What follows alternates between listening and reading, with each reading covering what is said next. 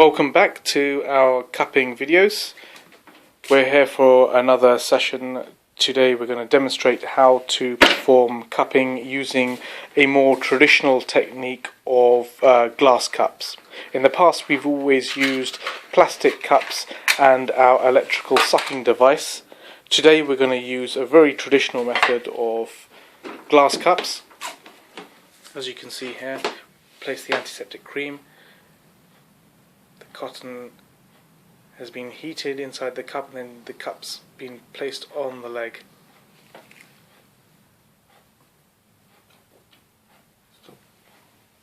Okay. Yep, say that. Yep. With the So we've got our glass cup here, which is just a normal conventional cup. And we've put the cotton inside, which we're now setting alight.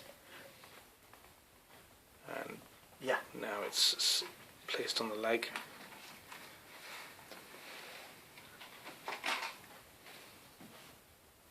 This is just as effective as using the plastic cups that we've been using with our electrical device, but it's a very older and traditional method. So the reason we're actually demonstrating how to use this technique is so that it allows the non-professional, the layperson, to use various pieces of equipment that they may already possess, such as a glass cup in their inventory at home. All you simply need is a glass cup, and you can then acquire some cotton and ignite the cotton and basically place the cup on the spot, and it creates the same desired effect as the plastic cups with the cupping device we've been using in the past, in our past videos. So this glass cup that we're using, so obviously a brand new cup which we've taken. Yeah, this is a standard drinking glass. One of the things to pay attention to is the fact that one end of the cup is a lot bigger than the other end. The end that we're actually placing on the body is bigger than the top end, and that's a mandatory requirement. Also, the length of the cup is quite long, as you can see. One of the reasons for this is because if we have a smaller cup and we ignite the small cup, if we ignite the cotton inside, then it could basically heat the skin. Harm the skin. So having a longer cup that we've used here prevents that possibility from occurring. We've also placed the antiseptic cream, and we've got our antiseptic spray on standby as well.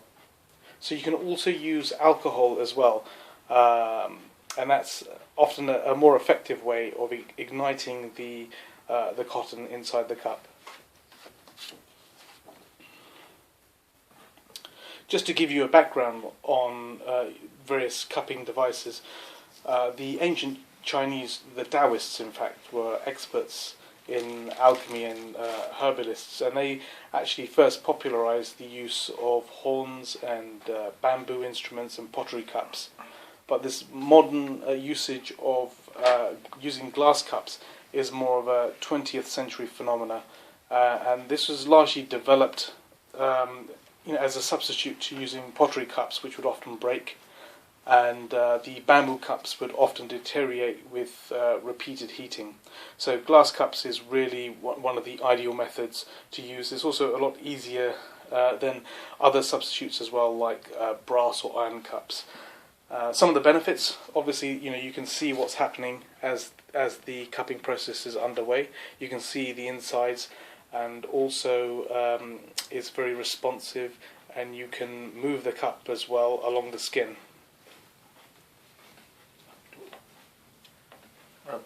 So we're going to show you how you can actually take the glass cup off now. Now this is a technique in itself. As you can see, you just break the vacuum and it comes off. We're going to repeat the process again.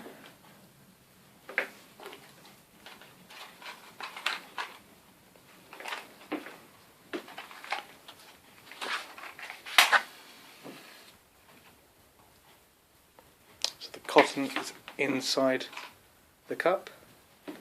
This is just one method of igniting it. There are other methods, as we mentioned, like alcohol. And we're igniting the cotton, and then quickly, as the vacuum progresses, just putting the cup on. It's a pretty sturdy, strong connection there.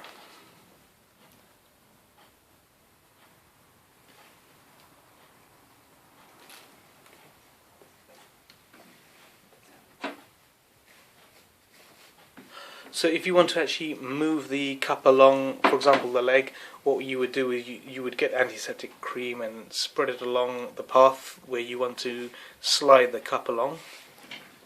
And now we can just move it. It's on pretty tight, yeah, but it can be moved. So just to mention that, the way glass cups work is that the cups are depressurized, and by putting fire in the cup just moments before placing the cup on its dew point, for example, by using alcohol filled with cotton ball, and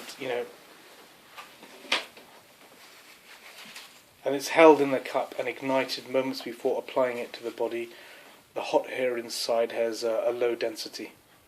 This is called alcohol fire cupping.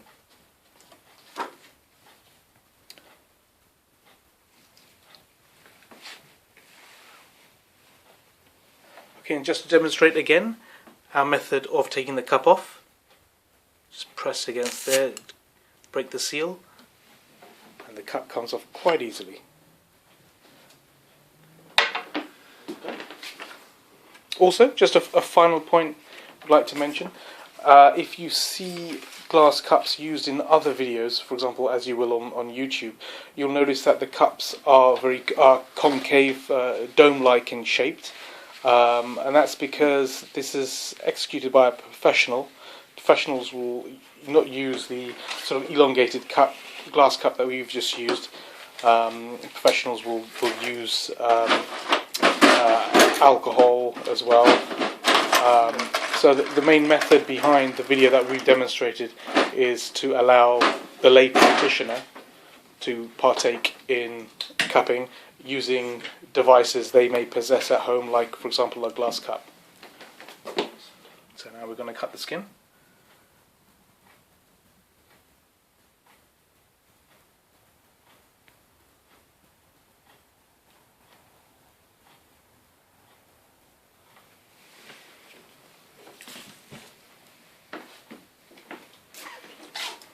And we're now also going to show you how to dispose of the item. So now we're going to begin. We've cut the leg and we are placing the glass cup on the dew point.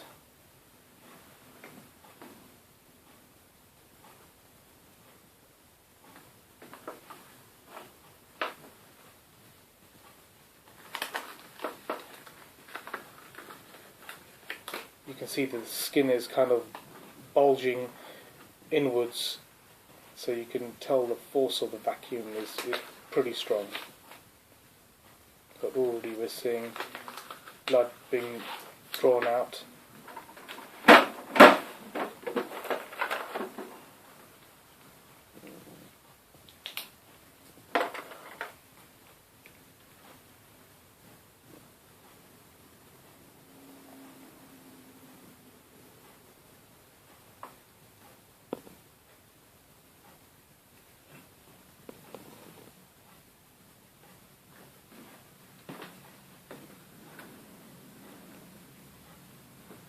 Just to give you a different angle.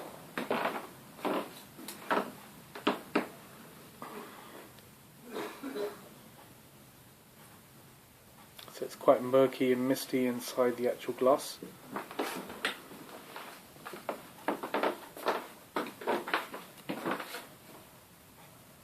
But the suction is pretty strong.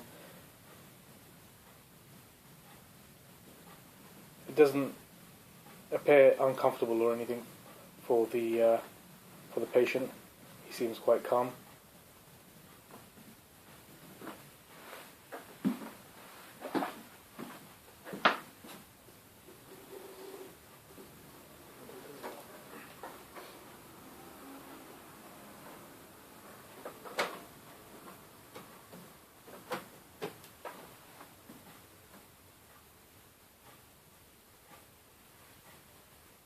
Another thing we would like to show is that the blaze that we no longer use, which we want to dispose of, we put in a special container, which is then sent off for careful disposal. It cannot be recycled or reused in any way. Also, the disposable bag we use is a proper clinical bag, which again is disposed of through correct clinical waste procedures. We just put the black bag over it just to make it extra secure. Returning back to our patient.